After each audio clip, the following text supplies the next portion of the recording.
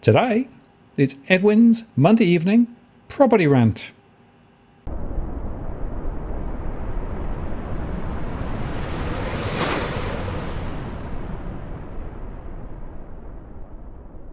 Hello again, it's Martin North from Digital Finance Analytics. Well, notice posts covering finance and property news. Now, here's a question, Edwin. When you are doing a Monday Evening Rant on a Wednesday, is it still a Monday Evening Rant? It's a what the hell rant. Anyway, we're doing it a couple of days late because of various circumstances. Because of the coronation. Didn't you become King Martin the fourth? Oh, I didn't even follow it really. I have to say, and it's interesting. Quite a few people over here in the UK weren't that interested in it. There were a couple of street parties on the Sunday, but we also had a lot of rain, typical for the UK. So it rained on Saturday and it rained on Monday, which was a holiday. So this is the UK for you, right? But I must tell you, Edwin, the rain that we get here in the UK is nice, gentle stuff. It's not like the sort of torrential downpours that you get in Australia, where what happens is the rain comes down, it then bounces off the pavement or off the road, and then it bounces up your legs again. You don't get that in the UK. It's just sort of gentle, continuous. Well, that's because your government isn't cloud seeding, I guess. That's just a conspiracy that tells me. Wow, and makes you wonder. But anyway, the question is: has the madness only just started, Edwin, or is it continuing? What do you think? Look, I think the madness is going. Madness has just. It all started with this coronation. Now, I believe it cost you guys $230 million or $320 million or something for this coronation. And where did it come from?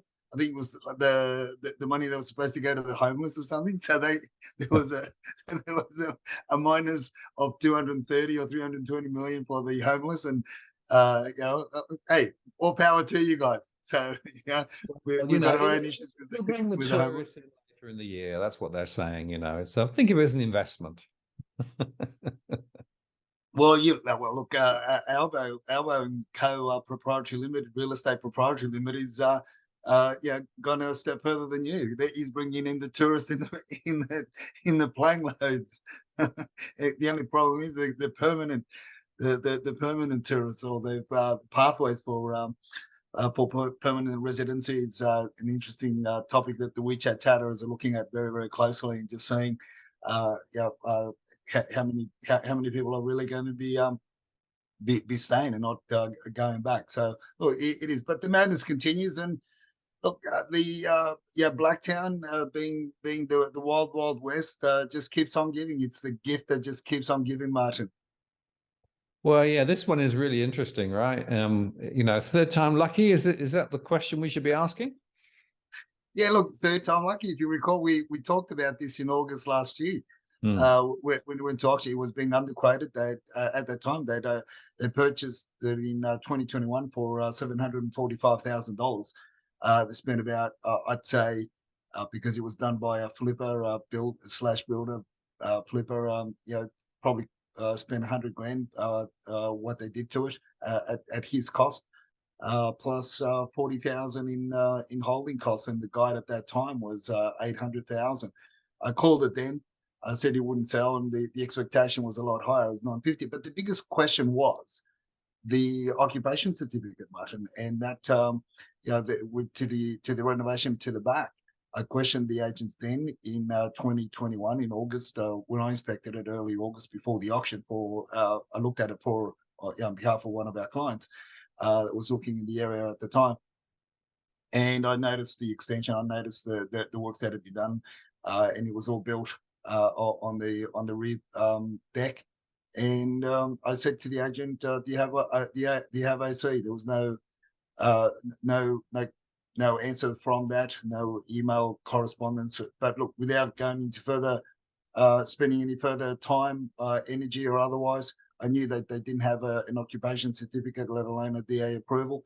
But the auction then flopped. It was put back on the market, with the frenzy, the FOMO frenzy of 2023.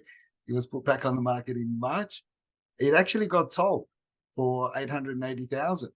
But then I thought it was rather interesting, and then now it's back on the market. So something's gone amiss, and in the tweets that I sent to you, in the images that I sent to you from the tweets, there's correspondence between the agent and myself currently, asking him if there's an OC and if he's got if the occupation certificate or the approvals for the rear extension, and his comeback is referred to the contract.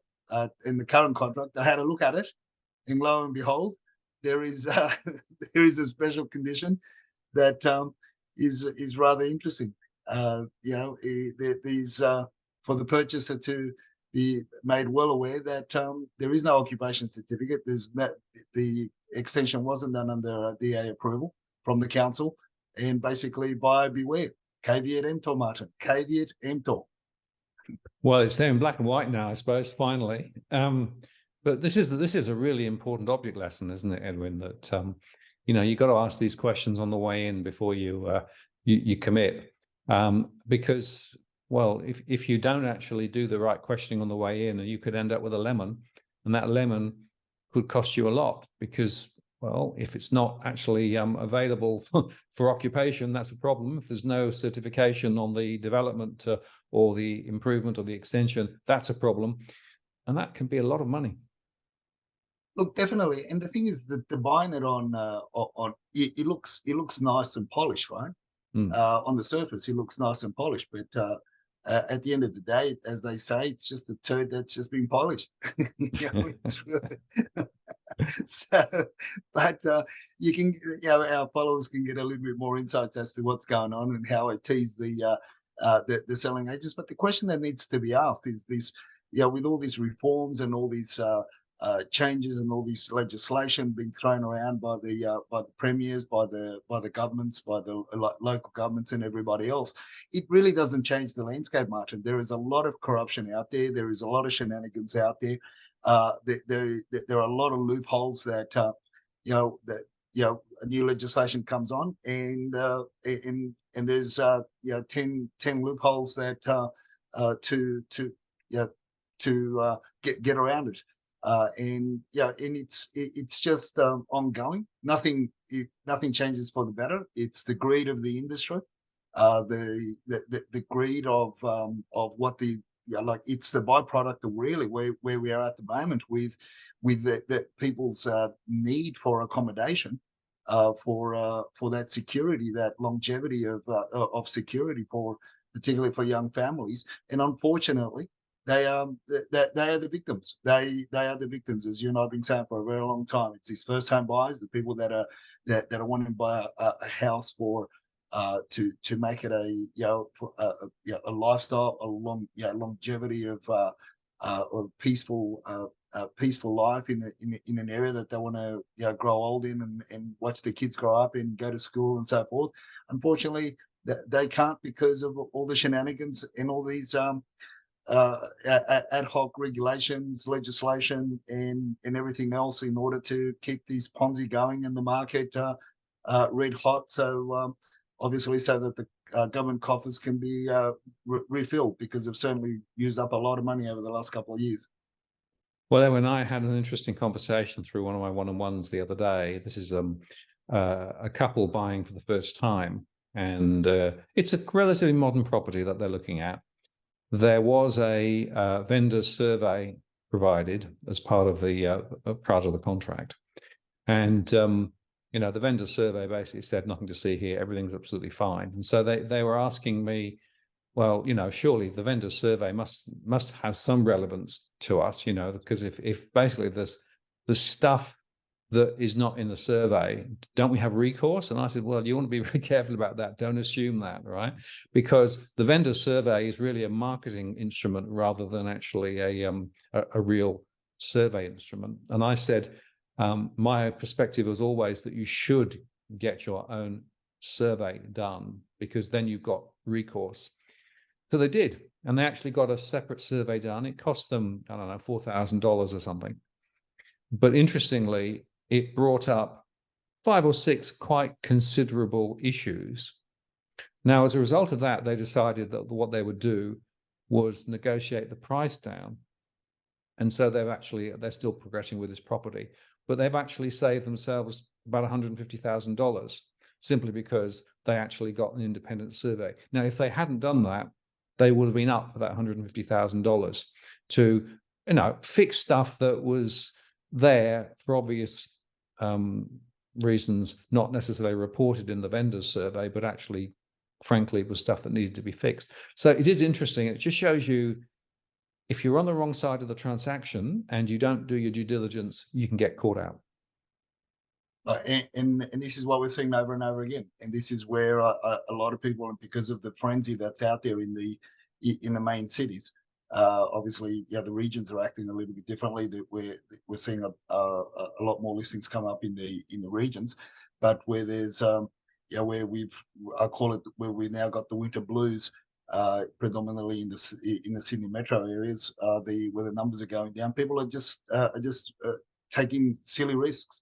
Unnecessarily, all on the assumption that the vendor's agent, the selling agent, is also helping them out and acting on their behalf, which is the first mistake that you make as a buyer, thinking that the selling agent is your friend, or is a professional that's going to help you out. That's just something, and things need to change, Martin.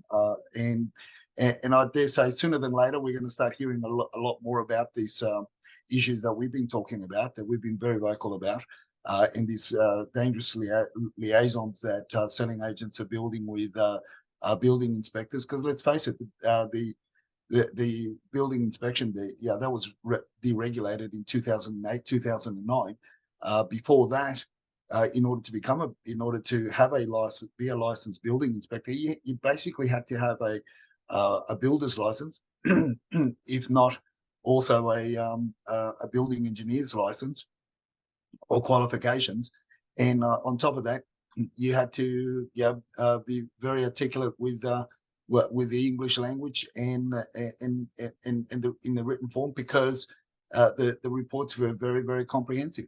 So but come 2008, it was deregulated. Now every man and his dog can be a building inspector, and it's quite interesting who's out there doing building inspections, and what the background is. And as in my manner, I just say a lot of them would know the difference between a roof tile and a floor tile if it smacked them in the head. So that's the caliber. I mean, and these people are being trained, and they take up franchises under the different companies, and they're the ones that are providing the reports. They've got no clue. They predominantly, what I've been told from one of the big franchise groups, that most of the people are coming out of the IT industry into buying franchises because it's for them. They see it easy because it's really cut and paste material from the internet or documents, but they don't really know what they're looking at, what they're looking for, and potential issues. Anyway, we posted a lot of that over the years, you and I have, and we brought it to the attention of our followers, and it's nothing new for us. No, that's right, and it is also worth underscoring that, of course, the people who are actually providing the surveys should have an indemnity, and that indemnity is worth asking about, because, again, from my experience, in some cases they don't actually even have the official security. The whole point is that if you actually are taking their advice and they give you a survey, there has to be recourse if they don't catch something important. But again, that's an issue. Look, we could go on talking all day about that. But caveat emptor is the critical thing. Buyer beware. You cannot assume that the agent is actually working for you. That's really the important thing. Let's move on and talk about the easier pathways to permanent residency and citizenship, right? Let's open the doors. Let's bring everybody in, Edwin. Yeah, well, that's right. Like one of the main things that they were talking about, and the media have been really on about, is the bringing in people to fulfil the roles of in the areas of aged care. and in also to because it is an area that we don't have a lot of workers. There's a lot of need, so they made it easier for a lot of people. And the interesting thing that the WeChat chatter has been discussing on the forums and the investment forums is really how easy it's going to be for a lot of these people from areas of Asia and in Southeast Asia, where you've also you've got a level of English, not necessarily a high level of understanding in the written English, but also a moderate level just to get by, and how the pathway into PR, so they can get a temporary visa fairly quickly, and come in and you had to basically work here for 3 years. Now it's gone down to 2 years. You don't have to have a certificate 4 anymore from these countries. You can have anything up to a certificate 3, which is really a nothing certificate, and just get your employer back home to say that yes, you've worked in that industry for 2 years, and booyah, you can get on the plane and make your way over here, and you get allocated to a cushy job, and within 2 years you can get PR. But on top of that, Martin, not only with that industry, but with a lot of the other migrants that are coming in, before they had to wait a certain period of time before they could obtain the PR and then obviously then be able to buy a property. They're fast tracking everything. This government is really fast tracking everything. So it's a as I think can't remember who it was that were posted on Twitter. Two industries that are benefiting from this is mining. From the budget is mining and the property sector. Everybody else can whistle Dixie. Yes, and it's worth underscoring, of course, that bringing 700,000 is the number, I think, over 2 years that Treasury's estimated, 700,000, right? And a lot of those, as you say, will be people who will do work perhaps for a lower level of remuneration, and will have some skills, but not necessarily as skills that you might expect. So it's a way of, firstly, keeping wages down, and also trying to support business, quote unquote, who claim they can't get enough workers. But what they really mean is enough cheap workers. But then, as you say, they've also then shifted the goalpost in terms of fast tracking this, that, and the others. And of course, that all pulls more people in into the property market, either in the rental sector or indeed to buy. And both of that then puts more upward pressure on property prices and on rentals. And, Big Australia is here. Big Australia is the strategy that the Albanese government is running with.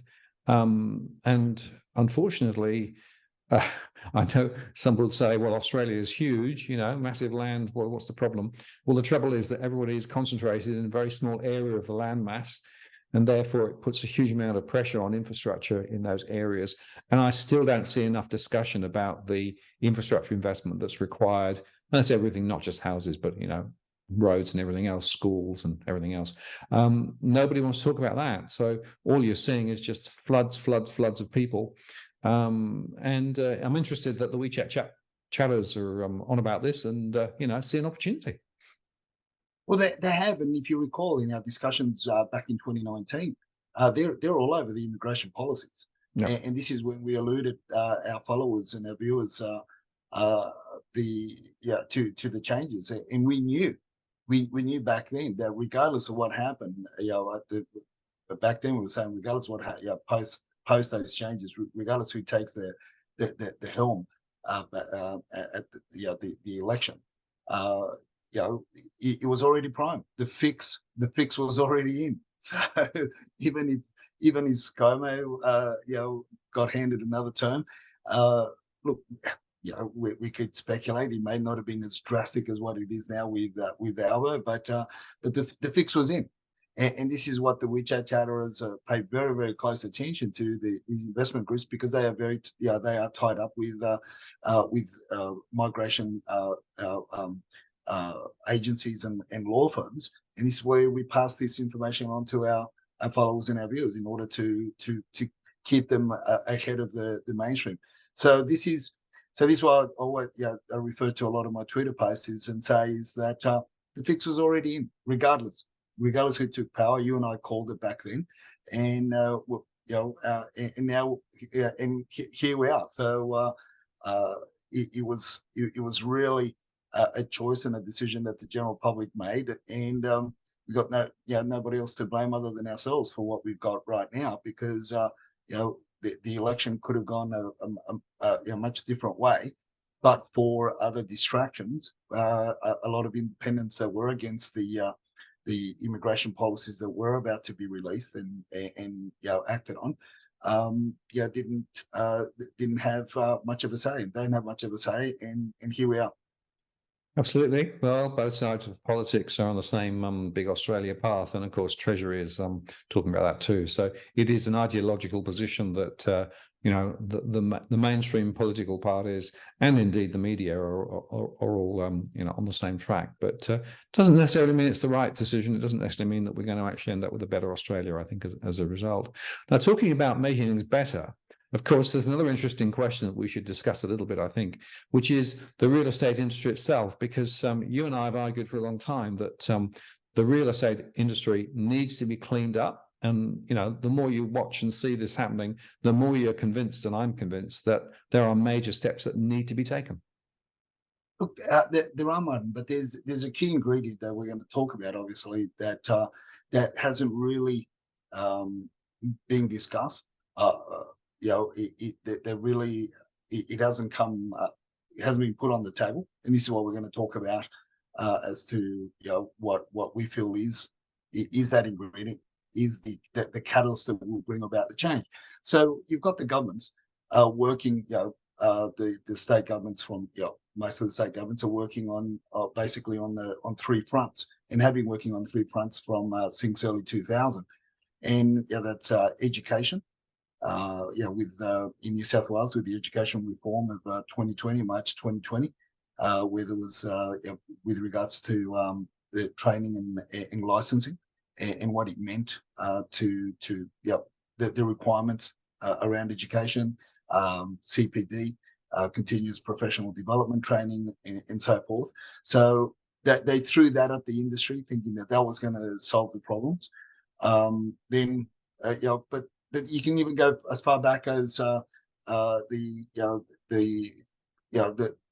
we got the Property and Stock Agents Act in 2002. There was a lot of changes from the previous act to the 2002 edition, effectively, and a lot of things were meant to get better. But did they get better, or did it just mean that agencies and agents and the industry just looked for more loopholes? I take the latter as what happened. Obviously, then we got the underquoting under the new rules and laws and regulations. Then you got underquoting rules and regs that came in 2016. They made a big deal about it. They made a big song and dance about it. But has it gotten any better? I believe it's gotten worse, and in particular over the last 3 years, and more so this year.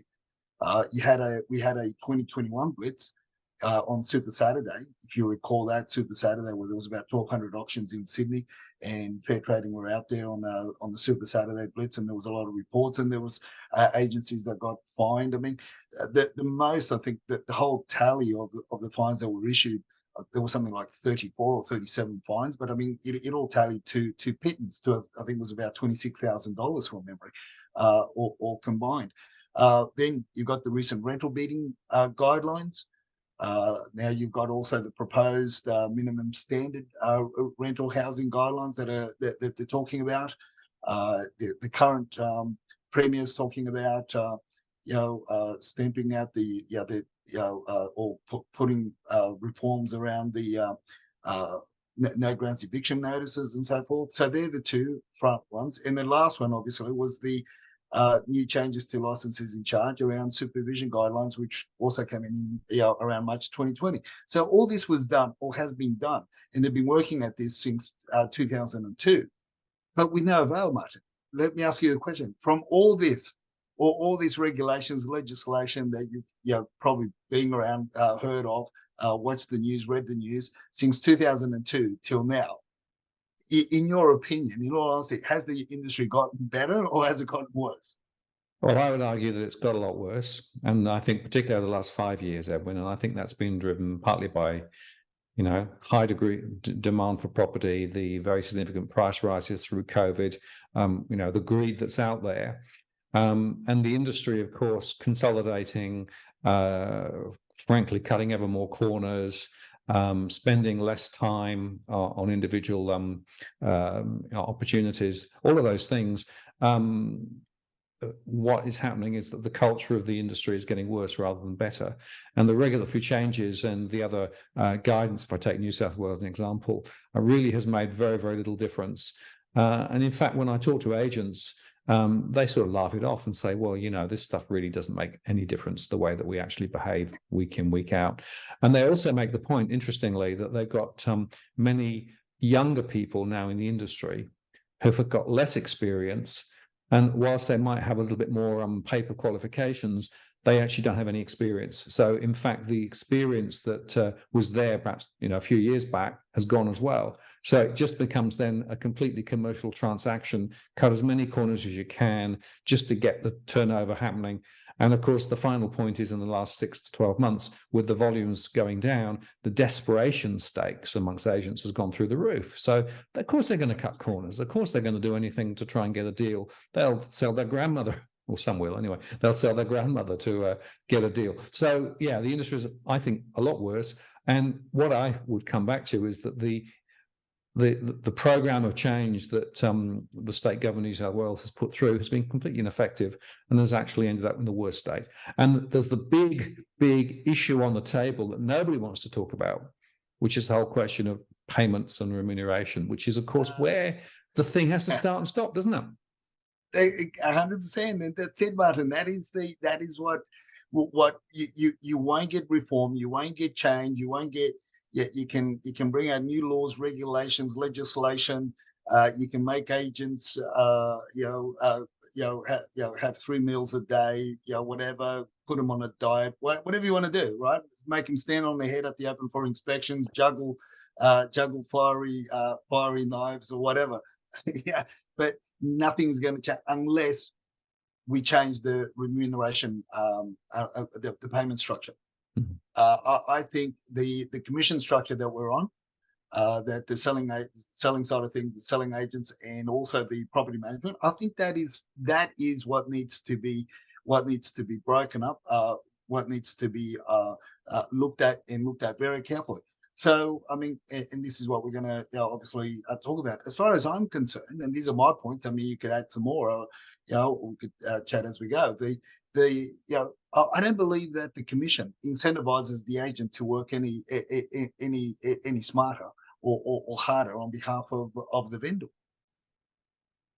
Oh, I agree. The commission structure is get a deal, any price, because I get a proportion. Obviously, if I can get a bigger one, that's good. But it's about just turning property over, isn't it? It's making a sale at any point. And if you can persuade the vendor to come down a bit and you can persuade the buyer to come up a bit, then you've got a sale and then you get a commission. Actually, there has to be a different model here. To my mind, linking the payment to the transaction value is the first mistake.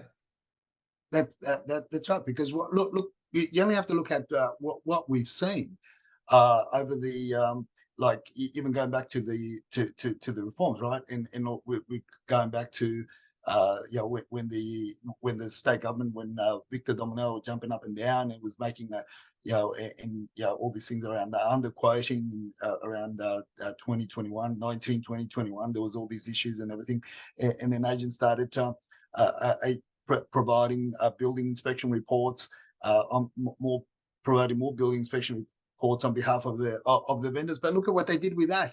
They took that as you said, as a marketing tool to better present the property, to say everything was okay. We just gave them a further tool to be even more corrupt, a further a piece of ammunition against the prospective buyer. When you look at what they're doing for the sellers, for their own clients. You know, some say, oh yeah, but agents work, you know, they work harder on a commission because the more they get for the client, the more they the more commission they get. Well, to a certain point that stands, but beyond a certain point, when you're looking at the extra to make an extra $5,000, $10,000, $20,000, agents don't give two rats. They really don't give two rats, because, and hence the reason why I argue, why is it that if agents, and you see them posting stuff on Facebook and every other social media platform, how they sold the property that had so much inquiry and so many people at the open for inspection, they sold it in the first week. That doesn't tell me that they achieved the best optimal price, right? It just tells me that they just sold it quick in order to, but they hoodwinked their client to believe that that's the look how wonderful we are. We sold it within a week for you, and we got this much. And yeah, we told you it was going to get 1.5, and we got you 1.6. Well, could you have squeezed another 10? Could you have squeezed another 20? Could you have squeezed another 30 out of it? I'm sure you could have, but it doesn't. But they don't. Why don't they want to? Because that 10,000. 20,000, 30,000, when you multiply by 1.5%, which is the average commission, it means jack nothing.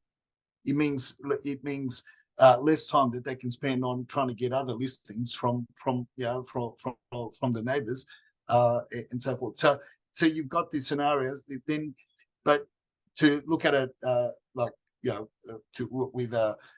more in depth is, I question, why did the auction campaigns go from what used to be known as an 8-week auction campaign to a 6-week auction campaign to a 4-week auction campaign, and now we got, in certain parts of Sydney, we got 3-week auction campaigns, Martin. And the market is so hot, why not give more people more time to fall in love with the property and beg, borrow, and steal more money from the relatives and the bank in order to pay more for it, because it doesn't benefit them, right? That's one of my pet hates is and also obviously then you've got the time that they spend on the open for inspections. Man, they got to be they start at 10 o'clock, or some start at 9:30 on the Saturday morning, and they finish at 2 o'clock in the afternoon because they've got to go to the beach, or they've got to go out in the afternoon. I mean, this isn't really working for the vendor, right?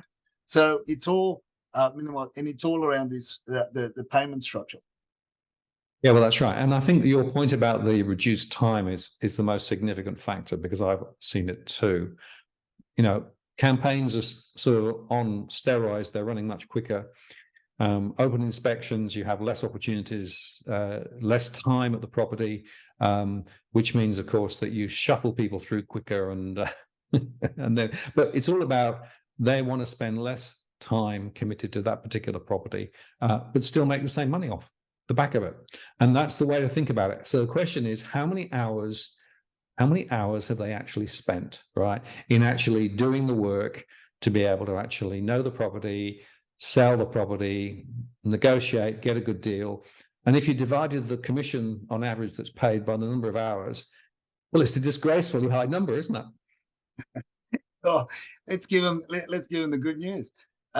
So you've, on average, I've worked it out. I mean, I've been doing this for a long time, and I've worked it out that, and I put out a similar report back years ago. And it's still roughly the same. It comes out because of the price changes and the values. I mean, there was a time where real estate agents would be getting 3% commission plus GST, right? Then it went down to 2.5, then to 2%. Currently, I just work on averages. So currently, the average number of hours to sell a property that stays around the same. So the average hours spent by a selling agent on selling a property is around about 17 hours, right? On average. So currently the average home in Sydney, this is freestanding home in Sydney, is valued at 1.4. Right? The average commission currently is 1.5% plus GST, but we'll leave it at 1.5%. So when you break that down, Martin, hold your toupee, because the average hourly rate is 1,235 per hour that you're paying, that vendors are paying the selling agents to get them a mediocre result, especially if it's being sold by way of auction. So this is the fee that selling agents. So why? So this is what I mean, Martin. This is where it comes back to is why would real estate agents want to really do the right thing by the prospective buyers, by the vendors, by the public in general, if it meant doing the right thing is going to prolong a sale a little bit longer, right? Why would they want to educate themselves better? Why would they want to present themselves better if it's a quick, easy turnaround? If I can get $1,235 per hour on selling a property, that's it's going to be over and done with within weeks, particularly in this climate. Well, they haven't got time to spend on themselves. They haven't got time to spend on education. They haven't got time to. They want to go out there hungry. It's the commission structure. It's a remuneration structure that really doesn't force the individuals, the industry, to be better educated, to be come up a notch or two or three in the way that they represent themselves and the industry. But why should they when it's money for jam? I mean, and by the way, this hourly rate does not include the average marketing fee paid in Sydney by an individual to sell a home is $5,000 to $7,000. So that is on top of the 1.5% commission. Absolutely, and I think those marketing fees, again, it's another fur fee, right? Because years ago that would have been included in the total deal, and then it was pulled out separately, and then they give you all the spiel as to why you should spend more on the marketing, etc., etc. And again, if you ask the question, well, so how much time and effort is involved in actually doing, creating the collateral for marketing and then doing the marketing? I mean, again, the hourly rates there would be pretty astronomical too. And the point about this is that the base activity actually is relatively similar, whether it's 1.4 million or 5 million, right? I mean, there's not a huge amount of difference, right? No. And so if you think about it, and what we're just saying there is that with this sliding commission structure, the bigger the value, the bigger the hourly rate, which is nuts. Exactly. And what do they actually do? What do they actually advise the vendors? What other than push for auction, a push for marketing campaign, push for more fees? That really, if you start looking seriously at the marketing fees, most of that, 60-70% of that is spent on marketing the agent or the agency, and not the property itself. I mean that's another argument for another day. But so what do we do? My theory, Martin, is we need to adopt, or the industry, the government has to adopt or start looking a lot closer at a fee for service model. A fee for service. Now, I've shared this on years ago on LinkedIn, and I was berated by by some in the industry. But the thing is, Martin, is that we know that there are a couple of things that happen. Agents take on a sale of a property, and when times aren't as good, people, there aren't more buyers out there than sellers. We end up with the reverse. There's more sellers than buyers. Agents basically take on the role, and that could be sitting on the property for months, and they go on to the second agent. And I've been in the industry to even see properties go to the third agent before the homes get sold, right? So unless you're the selling agent, you don't get paid. You don't get paid your commission, and more than likely, there's less and less marketing fees. So you really, as an agency, as an agent, you're hemorrhaging. But if it's on a fee for service, there is an understanding that whatever, no matter what you do, you're going to get paid along the way. You like think of it as a solicitor, as a lawyer, as a barrister acting for you, right? And that's how it should be, as far as I'm concerned. And you provide the invoices along the way. You provide the hours that you work. You come to an agreement as to what service is going to require what fee, and I truly believe that when the industry adopts this, there will be change, and there will be an adoption to also be better educated. There'll be an adoption by the industry as a whole to look more into the regulations and the legislation that surrounds us, because we're going to the industry is going to be working in better stead, and the outcomes will be all around will be a lot better. So that's part of my belief in as to what needs to happen for change to real change to happen in our industry. Yeah, and I guess the fee for service model would actually give then more focus from the REA and from the real estate agents themselves, because it's then about actually behaving more professionally, but having to do certain things and being accountable for those certain things, because at the moment there's so little transparency about what they do and how they do it. There's no reporting on hours or anything like that, right? So there's a really really important philosophy here.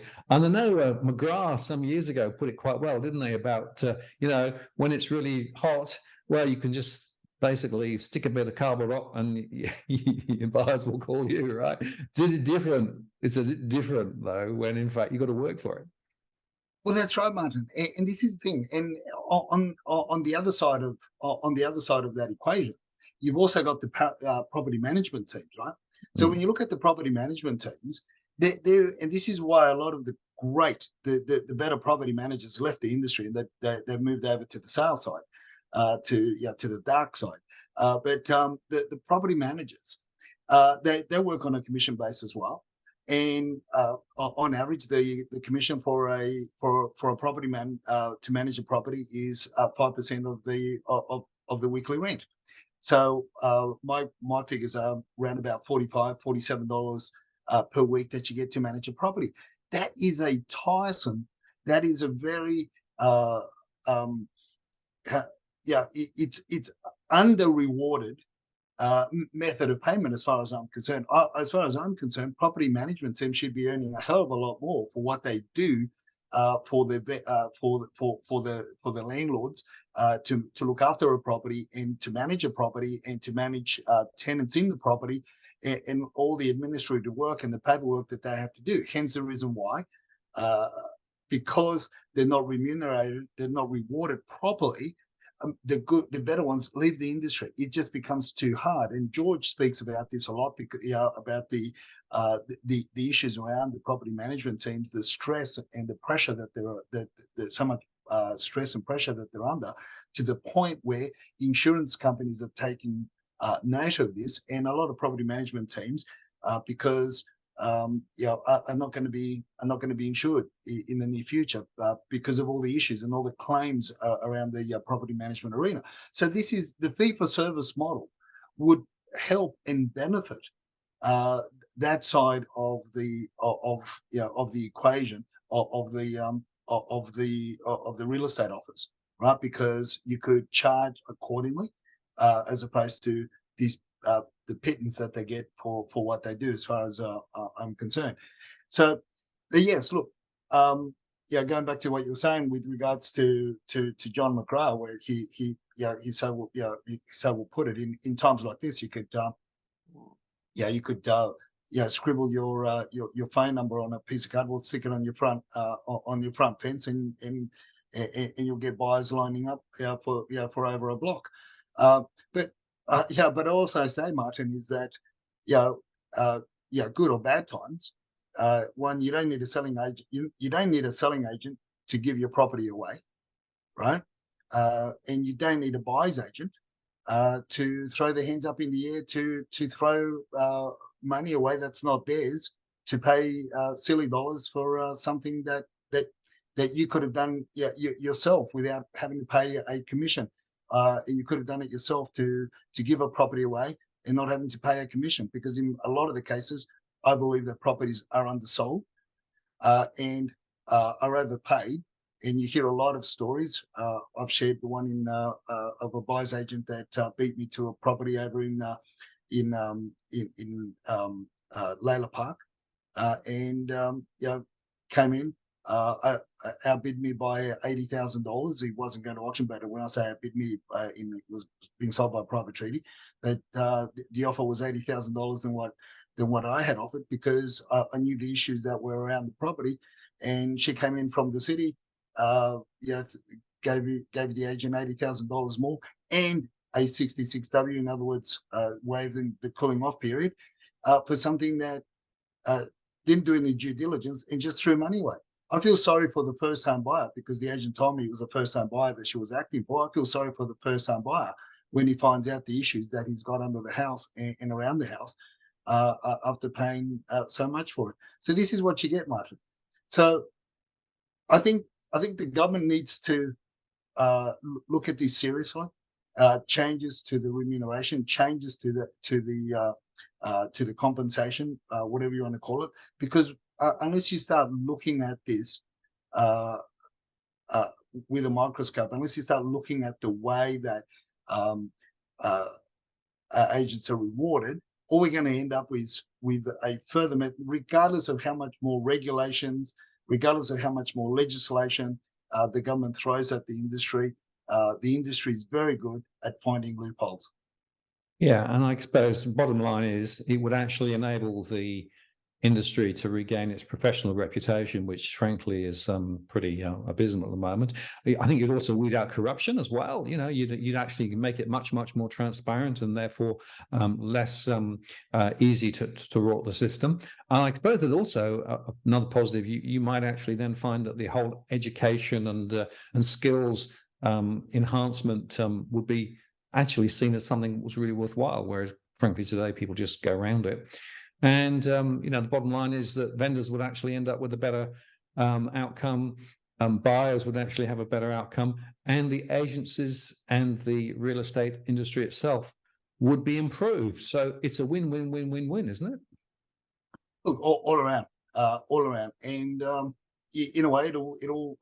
I also feel that agencies will also move back into the old traditional, what we used to know as a real estate agency many decades ago, and that was they did both property management and sales. Whereas now you've got most of the agencies, most of the offices out there just focus on sales, because that's where the cream is. That's where you make it.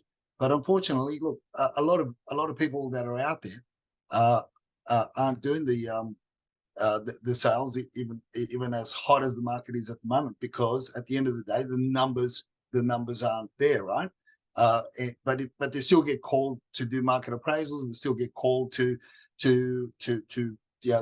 give potential vendors an indication of the value of the property and that. So this goes back to, well, there should be a remuneration, there should be a reward for everything that the agent does. And I think people themselves will start taking the agents a lot more seriously, as you say, and the industry will jump up a few notches, because I think at the moment we're sitting one notch below politicians. Not a good place to be. Let's just talk about the numbers briefly, Edwin. So interestingly, we continue to see the numbers easing back as we move into winter. So on the 1st of May in Sydney, 15,851. This week, 15,330. No surprise there. And the winter blues, well, they're settling, aren't they? Look, they are, but this is more of a time where you just gotta be frosty. You just gotta be Tyson. You just got to do your due diligence. You really need to know. I'm not saying to people don't buy. I'm just simply saying there's a lot of emotion out there. There's more emotion than what you really sometimes it frightens me what I'm watching, what I am seeing, and more around those issues of go crazy. If you've made money elsewhere, you want to throw money at a property, go crazy. But do your due diligence. Find out if the property is what the agent's telling you it is, and what their report is saying that it is. Because if it's not, you're only going to be spending a lot more, an extra 10, 15, who knows, even an extra 20% later on down the track to fix the issues that you weren't made aware of. So this is more of a time to be to be more diligent with all those areas. Not all the suburbs are acting as the same as you and I know. Depending on what suburb.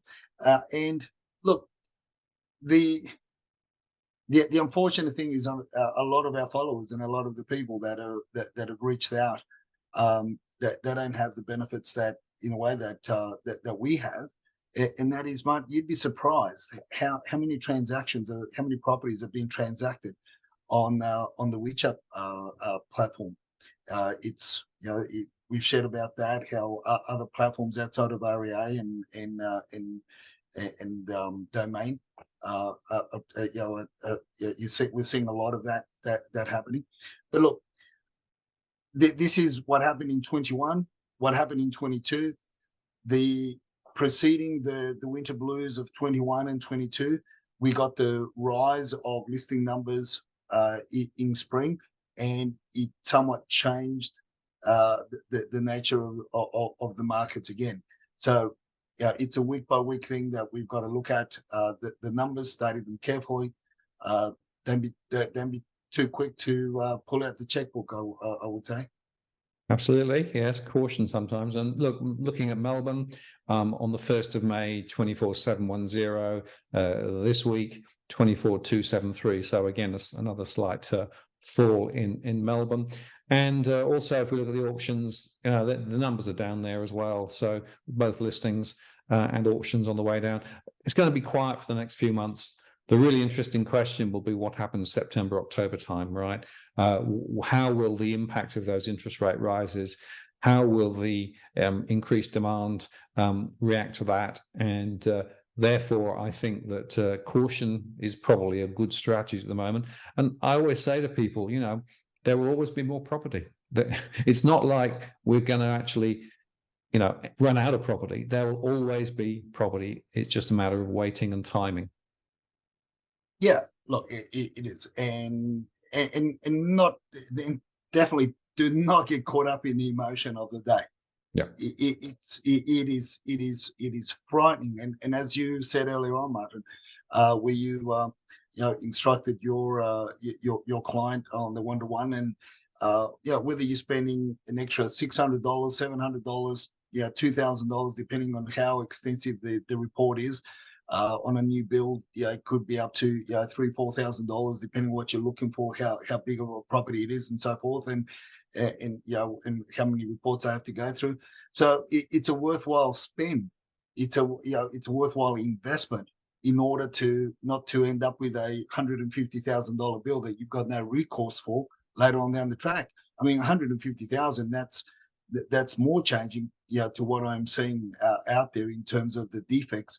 And this is the time where a lot of this defective property is being sold. And going back to the beginning of the show, Martin, the Blacktown property, that's a classic. You put that clause in the special condition. You hope that the team that's going to be acting for the silly buyer that doesn't pick that up, or the buyer doesn't really care, doesn't inform the conveyancer that there's been extensive renovations, because the two bamboozled by the shiny stone bench tops, the Caesar stone bench tops in the kitchen, and the new bathroom tiles, and who knows. I'd be surprised if he doesn't sell it at auction. I'd be surprised if it sells for less than 900.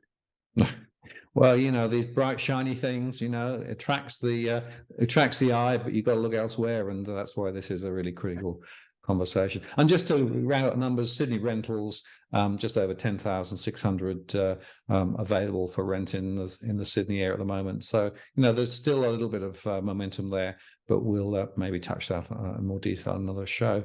But before we go, very, very important tip of the week, right? It's getting colder down there in the Southern Hemisphere. I know that I was talking to somebody in Melbourne the other day who said it's so cold, it's unbelievable.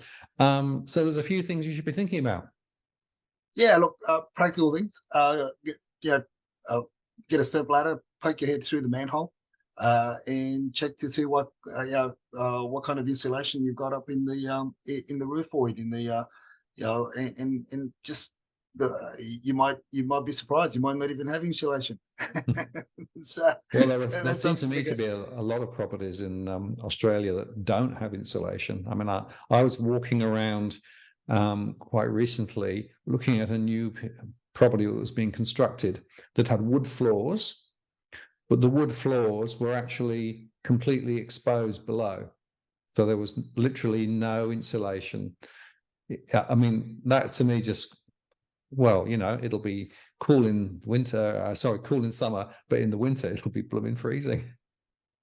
Yeah, look, and this is look, I've been inspecting a lot of properties. You look at the older properties in the older suburbs, you would have thought that everybody, because if you recall the right era where we got the Pink bats, and all that went on there. Everybody thinks that every house in Sydney got insulated, but they didn't. There's a lot still out there, and a lot of them are also have got insulated from way before that. I mean, it's just the insulation is just over the years is just next to nothing. You've also got the old what we call the cellulose fibre that's up there that's deteriorates over the years. So yeah, check your insulation, and also around if you got the old aluminium windows around your homes, check to see how the sills are. Generally, if your house was built in the 70s or the 80s, I would, and you'll know, because the aluminium windows would be the grey, unpainted, aluminium frames. Check around there, because if the sills have deteriorated and through heat and the cold, they break away. It'll be worthwhile getting some caulking compound and gapping them up, because that's where you lose a lot of heat. And I'm saying this, Martin, because I'm expecting a 33 to 35% rise in power bills, in energy bills this next quarter. So it's I've been doing the same, but as I've been doing the renovations, obviously insulation and sealing around the windows is a very important thing for us. Absolutely, and it's also worth highlighting that, of course, insulation works well in the summer. It helps to keep things cooler as well. So it actually is a very important element. And once again, if you're thinking of buying a property, one of the key questions to ask is about the quality of the insulation. And I still find it amazing that some people believe that in Australia you don't need insulation. Well, with the power bills where they're going, and Albanese is a little handout as part of the 15 billion package. Won't touch the sides for most people. Power bills are going to go through the roof, literally. So it's very important to make sure that the insulation's there, and do it sooner rather than later. I expect a run on insulation materials, particularly as the prices rise and as it gets colder. So again, supply is limited in some cases as well. So that's another factor to bear in mind. Yeah, definitely. And like I said, the caulking around the windows is very, very important, inside and out, because you lose a lot of heat through those small gaps. You lose a lot of heat, and you also draw in a lot of hot air. And last but not least, poke your head underneath your if you've got a subfloor area, poke your head under there and see if there's any water trap, because if there is, you can, that's only going to get very damp over winter, and you'll end up with rising damp and all sorts of other issues. So so look around, poke your head in the holes of your house, but Absolutely. not too deep. Indeed. Edwin, that's great advice as always. And thanks very much for sparing an hour today. And we'll do it all again next Monday, hopefully. And by then, of course, who knows where we'll be. But I suspect we'll continue to see the numbers come down. The fact is that there's still fear out there. There's still people grabbing whatever they can get and not doing the work. And at the moment, my view is this is never before time to just relax, take your time, do your due diligence, and make sure that you know that it's a lemon rather than an orange, because the outcomes will be rather different. Yeah, and this is where you just got to be smart. Be Tyson. That's it, Martin. Be Tyson. Be Frosty and be Tyson. Excellent. Good advice, Edwin. Thanks very much. We'll see you next week. See ya. Bye-bye.